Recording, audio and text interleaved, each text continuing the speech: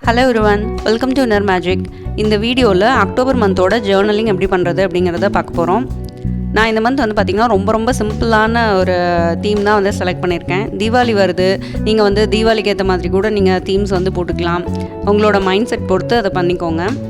இந்த தடவை எனக்கு கொஞ்சம் டைம் குறைவாக தான் கிடச்சிது. ப்ளஸ் கொஞ்சம் சிம்பிளாக பண்ணணும்னு சொல்லிட்டு ஒரு மைண்டில் இருந்துகிட்டே இருந்தது. அதனால் நான் ரொம்ப சிம்பிளாக எல்லா இதையுமே வந்து பண்ணியிருக்கேன். கேலண்டர் ஆகட்டும், ஹேபிட் ட்ராக்கர் ஆகட்டும், எல்லாமே வந்து நான் ரொம்ப சிம்பிளிஃபை பண்ணி தான் பண்ணியிருக்கேன். இந்த வீடியோவும் கண்டிப்பாக உங்களுக்கு வந்து பிடிக்கும். கண்டிப்பாக நீங்கள் உங்கள் ஃப்ரெண்ட்ஸோட ஷேர் பண்ணுங்கள். பிகாஸ் இதனால் நமக்கு வந்து நிறைய பெனிஃபிட் இருக்குது. நம்ம ஃப்ரெண்ட்ஸ், நம்ம ஃபேமிலி எல்லாருக்குமே வந்து ரொம்ப நல்ல விஷயம். ஏன்னா நம்ம டே வந்து பிளான் பண்ணுறது நம்ம லைஃபையே நம்ம ஆர்கனைஸ் பண்ணுற அளவுக்கு ரொம்ப இம்பார்ட்டண்டான திங் தான். ஸோ லைஃபுங்கிறது ஈச் அண்ட் எவ்ரி மினிட் வந்து நம்ம எப்படி ஸ்பெண்ட் பண்ணுறோம் அப்படிங்கிறதுல தான் இருக்குது. அடுத்த மாதம் எப்படி வாழ்கிறோம், இல்லை அடுத்த வருஷம் நான் வந்து இப்படி வாழ போகிறேன் அப்படிலாம் கிடையாது. அதனால் ஒவ்வொரு டேவையும் ஒவ்வொரு வீக்கையும் வந்து நம்மளால் முடிஞ்ச அளவுக்கும் நல்லா பிளான் பண்ணி நம்ம பண்ணோன்னா நம்ம கோலை வந்து ஈஸியாக அச்சீவ் பண்ண முடியும். நான் எல்லா புக்ஸ்லேயும் வந்து அதுதான் பார்த்துட்ருக்கேன். எல்லா புக்ஸ்லேயும் நான் அதுதான் வந்து படிக்கிறேன். ஸோ ஜேர்னலிங் வந்து எல்லாருமே பண்ணுங்கள். உங்கள் ஃப்ரெண்ட்ஸோட கண்டிப்பாக ஷேர் பண்ணுங்கள். ஏன்னா நல்ல விஷயம் வந்து அதை ஷேர் பண்ணிங்கன்னா தான் உங்களுக்கு வந்து அவங்களும் க்ரோ ஆவாங்க, நம்மளையும் அவங்க நினைப்பாங்க. ஸோ இந்த மாதிரி நல்ல புக்ஸ் ஆகட்டும், இந்த மாதிரி நல்ல விஷயங்களாகட்டும், நம்ம வந்து 4 பேருக்கு ஷேர் பண்ணுறதுனால நமக்கு ஒரு மன திருப்தியும் கிடைக்கும். ஒரு நல்ல விஷயம் செஞ்ச மாதிரி ஒரு எண்ணமும் நமக்கு வந்து ஏற்படும்.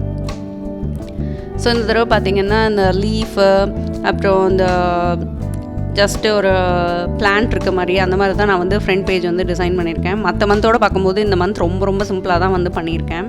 எனக்கு இது பண்ணும்போது ஒரு 1 ஹவருக்குள்ளே தான் டைம் வந்து எடுத்துச்சு.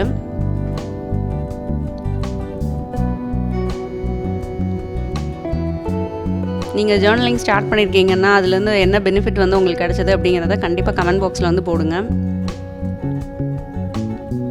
ஸ்டூடெண்ட்ஸ் தான் பண்ணணும்னு இல்லை, எல்லாருமே வந்து நம்ம பண்ணோன்னா நம்ம லைஃப்பில் வந்து ஒரு நல்ல விஷயத்தை வந்து அச்சீவ் பண்ணுறதுக்கு ரொம்ப ஈஸியாக இருக்கும். இந்த மந்த் வந்து பார்த்திங்கன்னா கேலண்டரும் நான் ரொம்ப சிம்பிளாக தான் பண்ணியிருக்கேன். பிகாஸ் நான் போன தடவை சொன்ன மாதிரியே கேலண்டரில் அவ்வளோ ஒர்க் வந்து நான் பண்ணல. என்னோடய அப்பாயின்மெண்ட்ஸ் ஆகட்டும், இல்லை ஏதாவது ஒரு ஒர்க் இருந்தால் கூட நான் வந்து அந்த வீக்லி ஷெட்யூல் பேஜில் தான் எழுதிட்டுருக்கேன். ஸோ கேலண்டர் வந்து ஜஸ்ட் அந்த டேஸ் பார்க்குறதுக்கு தான் எனக்கு ஹெல்ப்ஃபுல்லாக இருக்குது. அதனால இந்த தடவை வீக் 1, வீக் 2, வீக் 3, வீக் 4 அந்த மாதிரியே வந்து நான் போட்டு எழுதியிருக்கேன். இன்னொன்று வந்து மை ஐடியல் டேன்னு ஒன்று போட்டிருக்கேன். பிகாஸ் என்னோடய ரொட்டீன் வந்து கொஞ்சம் மாறிட்டே இருந்தது. ஸோ என்ன டைம் என்ன பண்ணுறோம் அப்படிங்கிற ஒரு இதே இல்லை.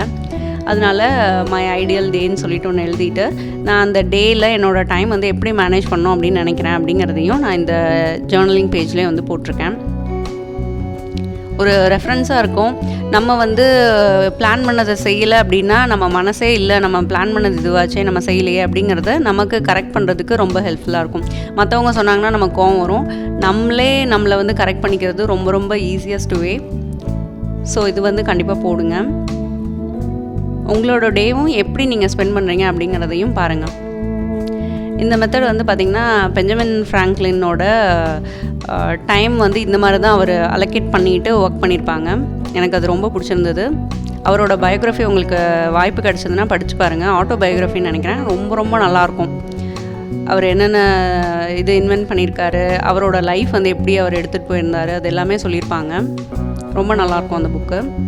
ஸோ அவரோட அந்த பயோகிராஃபியில் வந்து பார்த்திங்கன்னா இந்த மாதிரி ஒரு டைம்லைன் வந்து அவர் போட்டுட்டு அவரோட ஒர்க் வந்து அவர் எப்படி வச்சுருந்தாரு அப்படின்னு சொல்லிட்டு அவங்க போட்டிருப்பாங்க. ரொம்ப ஃபேமஸானது. நீங்கள் கூகுளில் சர்ச் பண்ணி பார்த்திங்கன்னா கூட உங்களுக்கு வரும். ஸோ அந்த தீம் வச்சுட்டு தான் நான் இதை வந்து பண்ணியிருக்கேன். இப்போது ஸ்டூடெண்ட்டாக இருக்காங்க அப்படின்னா அவங்களுக்கு வந்து ஒரு சர்டன் ஒர்க்ஸ் வந்து இருக்கும். இப்போது ஹவுஸ் ஒய்ஃபாக இருக்காங்கன்னா அவங்க மல்டிபிள் ஒர்க்ஸ் வந்து பண்ணுற மாதிரி இருக்கும். அதனால் என்னோடய ஷெட்யூல் வந்து நான் அந்த மாதிரி போட்டிருந்தேன். நெக்ஸ்ட் வந்து பார்த்திங்கன்னா ஹேபிட் ட்ராக்கர் நான் பாக்ஸாக போட்டு தான் பண்ணிகிட்ருப்பேன். அது எனக்கு நிறைய டைம் எடுக்கும். ஏன்னா மெஷர் பண்ணி ஒரு இதையும் போடணும். ஒவ்வொரு இதுலேயும் காலம்ஸ்லேயும் அந்த டேட் வந்து நான் எழுதியிருப்பேன். உங்களுக்கு லாஸ்ட் மந்த் ஜேர்னலிங் அதுக்கு முன்னாடிலாம் பார்த்திங்கன்னா அதே பேட்டர்ன் தான் ஃபாலோ பண்ணிகிட்டே இருப்பேன். ஸோ இந்த தடவை இப்படி கொஞ்சம் சேஞ்ச் பண்ணி பார்க்கலாமே அப்படின்னு சொல்லிட்டு ஒரு ஐடியா கிடச்சிது. ஸோ அதனால் இந்த மாதிரி பண்ணியிருக்கேன். எப்பயுமே வந்து ஒரு ரொட்டீனே வச்சுருந்தாலும் நீங்கள் ஒரே விஷயத்தே பண்ணிகிட்டே இருந்தீங்கன்னா உங்களுக்கு போர் அடிக்க ஆரம்பிச்சிடும். அதனால் கொஞ்சம் மாற்றி பண்ண ட்ரை பண்ணுங்கள். என்னோடய மை டேன்னு சொல்லிவிட்டு அதுவும் போட்டிருக்கேன். நமக்கு அந்த டேயில் நம்ம எப்படி இருந்தோம், ஹாப்பியாக இருந்தோமா, சேடாக இருந்தோமா, அந்த மாதிரி ஒரு இது நம்ம போட்டிருப்போம் இல்லையா, அதை வந்து நான் அதையும் இதிலே வந்து ஆட் பண்ணிட்டேன். நெக்ஸ்ட் வந்து வீக் 1, வீக் 2, வீக் 3, வீக் 4 அப்படின்னு சொல்லிட்டு அந்த இதுவும் போட்டேன். இதுவும் ரொம்ப சிம்பிளாக பண்ணிட்டேன். எப்போயுமே 2 பேஜில் வந்து நான் அந்த ஒர்க் வந்து பண்ணிகிட்ருப்பேன். இப்போ ஒரே பேஜ்லேயே நான் வந்து பண்ணுற மாதிரி பார்த்துட்டேன். எல்லாம் கொஞ்சம் சேஞ்ச் பண்ணணும்னு தான் பண்ணேன். அப்படி இல்லைன்னா நீங்கள் அதே இதிலே பண்ணுறதுனா கூட பண்ணிக்கலாம், ஒன்றும் இது இல்லை.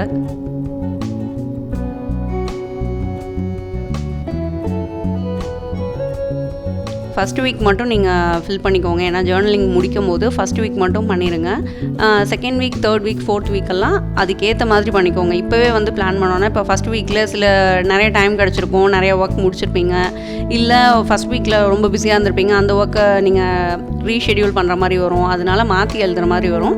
ஸோ ஒவ்வொரு வீக்காக வந்து முடிங்க. சண்டே வந்து இந்த வீக் வந்து எப்படி போச்சு, எவ்வளோ ஒர்க் பண்ணியிருக்கீங்க அப்படிங்கிறத செக் பண்ணிவிட்டு வீக் 2 வந்து நீங்கள் பிளான் பண்ணிக்கோங்க. உங்கள் ஹைலைட்ஸ் வந்து வச்சுக்கோங்க. மை டைம்ங்கிற புக்கில் வந்து நம்ம ஹைலைட்ஸ் பற்றி பார்த்துருப்போம். ஸோ கண்டிப்பாக எல்லாருமே வந்து ஹைலைட் வந்து வச்சுக்கோங்க. எப்பயுமே பண்ணுற ஒரே ரொட்டீன் ஒர்க்கே வந்து பண்ணாமல் உங்களோட டேலண்ட்டை வெளில கொண்டு வரதுக்கு எதாவது பண்ண முடியுமா, இல்லை ஏதாவது ஸ்கில் இம்ப்ரூவ் பண்ண முடியுமா, அந்த மாதிரி வந்து பாருங்கள். யாராக இருந்தாலும் சரி, ஹவுஸ் ஒய்ஃபாக இருந்தாலும், ஸ்டூடெண்ட்டாக இருந்தாலும், யாராக இருந்தாலுமே எல்லோரும் பண்ணுறதே நம்மளும் பண்ணிகிட்டே இருந்தோம்னா அதில் ஒரு க்ரோவே இருக்காது. ஸோ நீங்கள் கொஞ்சம் வித்தியாசமாக ஏதாவது பண்ண ட்ரை பண்ணுங்கள். அப்போ உங்கள் சோலுக்கும் கொஞ்சம் ஹாப்பியாக இருக்கும். நம்ம வாழ்கிறதுல ஒரு பர்பஸ் இருக்கும், ஒரு ஹாப்பினஸ் வந்து கிடைக்கும், ஒரு சாட்டிஸ்ஃபேக்ஷன் இருக்கும். நம்மளே மதிக்கிறதுக்கான ஒரு வாய்ப்பு வந்து கிடைக்கும். கண்டிப்பாக புக்ஸும் படிங்க, அதுவும் ரொம்ப இம்பார்ட்டன்ட்.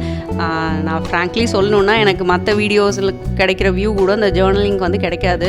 இருந்தாலும் இந்த வீடியோ பார்க்குற ஒருத்தர் 2 பேராவது அவங்க லைஃப்பில் வந்து இந்த ஜேர்னலிங் வந்து எடுத்துகிட்டு போக மாட்டாங்களா, அவங்க டேஸ் வந்து பிளான் பண்ணிக்க மாட்டாங்களா அப்படின்னு சொல்லிட்டு ஒரு மனசில் வந்து ஒரு ஆசை இருந்துகிட்டே இருக்கும். ஸோ அதுக்காக தான் நான் வந்து எப்போயுமே ஜேர்னலிங் வந்து போட்டுகிட்டே இருப்பேன். ஏன்னா ஜென்ரலாகவே வந்து யூடியூப்பில் வந்து சொல்லுவாங்க, உங்களுக்கு வியூஸ் வந்து எது அதிகமாக போகுதோ அதுக்கு ரிலேட்டடான வீடியோஸ் தான் வந்து போடுங்க அப்படின்னு சொல்லுவாங்க. அது வந்து ஒரு மணி மைண்டடாவோ இல்லை அந்த மாதிரி ஒரு விஷயமா இருக்குது. நான் வந்து அந்த மாதிரி இதை வந்து ஸ்டார்ட் பண்ணல. நல்ல விஷயம் வந்து 4 பேருக்கு தெரியணும், 4 பேருக்கு அது ஷேர் ஆகணும் அப்படின்னு சொல்லிட்டு தான் நான் வந்து பண்ணிகிட்ருக்கேன். அதனால் எனக்கு புக் சம்மரியும் விடுறதுக்கு மனசில்லை, ப்ளஸ் ஜேர்னலிங் விடுறதுக்கும் எனக்கு மனசில்லை. வியூஸ் வருதோ இல்லையோ, ஒரு 20 பீப்புள் பார்க்குறாங்கன்னா கூட அது எனக்கு ஒரு நல்ல ஒரு சாட்டிஸ்ஃபேக்ஷன் தருது. அவங்க லைஃப்பில் ஒரு சின்ன ஒரு மாற்றத்தையாவது அது ஏற்படுத்தும் அப்படின்ற ஒரு நம்பிக்கையில் தான் நான் வந்து எப்போயுமே இது பண்ணிகிட்டே இருக்கேன். கண்டிப்பாக உங்கள் ஃப்ரெண்ட்ஸோடு ஷேர் பண்ணுங்கள். இது வந்து நிஜமாலே யூஸ்ஃபுல்லாக இருக்கும்னு சொல்லிட்டு நீங்கள் ஃபீல் பண்ணிங்கன்னா. இன்னொன்று வந்து பார்த்திங்கன்னா, இப்போது நான் அந்த மண்டே டு சண்டே தான் போட்டுட்ருக்கேன். பட் கொஞ்சம் அந்த 1 or 2 டேஸ் வந்து இருக்குது அப்படின்னா அதை நெக்ஸ்ட் மந்த்தோ இல்லை நெக்ஸ்ட் பேஜ்லேயோ போடுறதுக்கு பதிலாக அதே இதிலே நான் வந்து போட ட்ரை பண்ணியிருக்கேன். ஸோ ஃபஸ்ட்டு வீக்லேயும் வீக் 4லேயும் எனக்கு அந்த மாதிரி ஒரு இது வரும். நான் எக்ஸ்ட்ரா காலம்ஸ் வந்து போட்டுட்டு நான் அந்த மந்த்தை வந்து கம்ப்ளீட் பண்ணுற மாதிரி பண்ணியிருக்கேன். இந்த ஜேர்னலிங் வீடியோ உங்களுக்கு பிடிச்சிருக்கும்னு நினைக்கிறேன். கண்டிப்பாக நீங்களும் ஜேர்னலிங் வந்து பண்ணுங்கள். உங்கள் டேஸையும் உங்கள் வீக்ஸையும் நல்லா எஃபெக்டிவாக பிளான் பண்ணி நீங்கள் நினச்சதை முடிக்கிறதுக்கு என்னோடய வாழ்த்துக்கள். தேங்க்யூ.